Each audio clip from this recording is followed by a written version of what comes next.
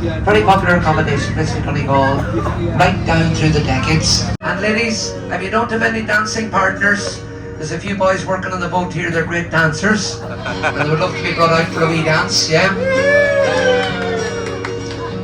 You've all heard of river dance? Yeah? You know river dance? Well, our band Anto down at the bar there has just returned from a European tour with river dance.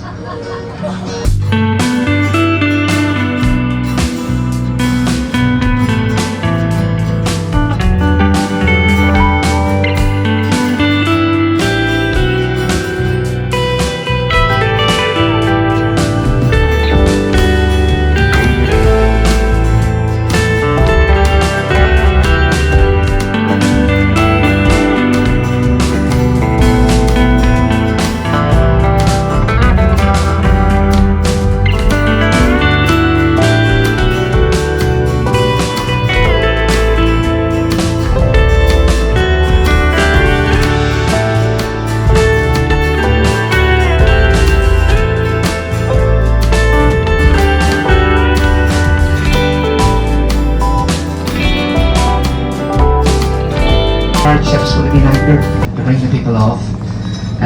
When we pass these two islands now, the boat will be turning round, we go further down the bay, but on your right hand side you will see the opening out to the Atlantic Ocean. And anybody from Canada or America might see your hometown from here. But there is the opening out to the Atlantic Ocean. I'll be pointing it out to you just once we pass these two islands over on your right here. This area over on your right is called Ballywheel. It's about 3 miles southwest from Donegal Town on the mainland. This is where the small boats would have been tied up to bring the people out to the large ships, which were anchored farther down the bay, in the deep water area, which we'll be going through in about 10 minutes' time. Some of these people had walked long distances, could be as far away almost up to Derry to get here. Some of them were very weak and hungry when they arrived here. Some of these people died on the mainland before even boarding the small boats. And they're buried in what we call famine burials. You see the small cottage with a grey roof on it. There's 2 cars parked on the street. That used to be the ticket office in Donegal Bay. That's where the people would get their tickets, those who were emigrating during those years of the famine. And one of the companies operated from over there was called the White Star Line. Now way across here on your left, this other island in the distance here is called St. Ernan's Island. That was an old Franciscan abbey, called after a monk who lived there called Ernan.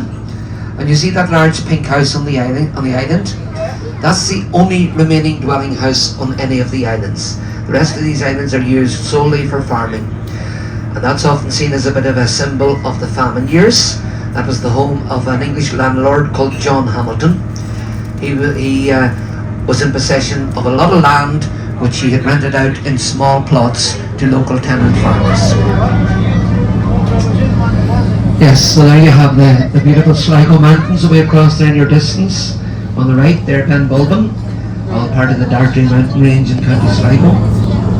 Now, if you're sitting on this side of the boat, you don't have to cross over, just in case. The boat's going to turn round at the seal colony, so everyone will get a perfect view of the seal.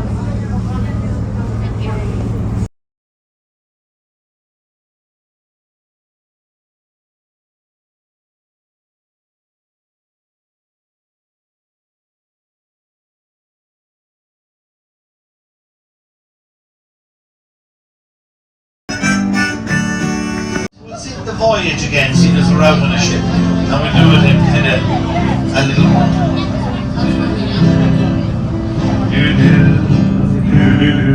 Here we go, everybody. I am a sinner, you're my first mate.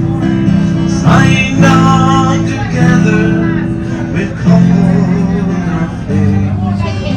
All the blind, determined not to fail.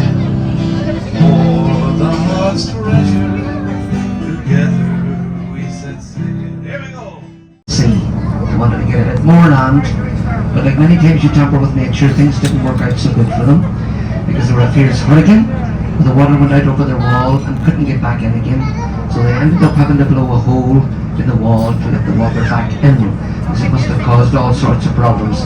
Donegal, we think maybe that's where the phrase "the hole in the wall" comes from. She asked me up to her flat downtown and a fine soft day, and I asked you, friend, what's a fella to do if her hair was black and her eyes were blue? I took her hand and I give her a twirl, and I lost my heart to a Galway girl. With a broken heart and a ticket home, I ask you now, tell me what would you do if her hair was black and her eyes were blue? I took her hand and I gave her a twirl, and I never seen nothing like a Galway girl. We'll try the la again. La la la la la la la la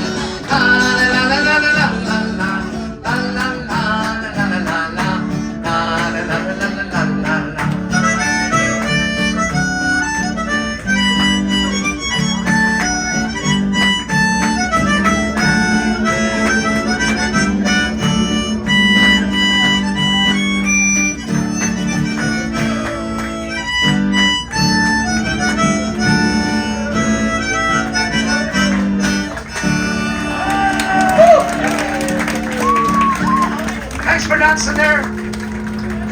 Thanks a million, folks. Are we there yet? Thanks a million on behalf of all the crew in the Donegal Bay Waterbus. Thanks very much for taking the trip. I hope you've enjoyed it, and please God, we'll see you back here sometime in the near future, because remember, when you're travelling around Ireland, Donegal is best of all. I'm a brave man saying that in front of the Westmeath people here. Thank you very much, seriously, and God bless. Thanks very much to Father Joe there, and of course your singer there, it was Julia, and your other guide there is Eileen Rush. Yeah, I believe Eileen has a lot of All Ireland medals in her pocket, so you give her a big round of applause as well, please. That's great. Slán that. Enjoy the rest of your time, rest of your holidays. Thank you. God bless.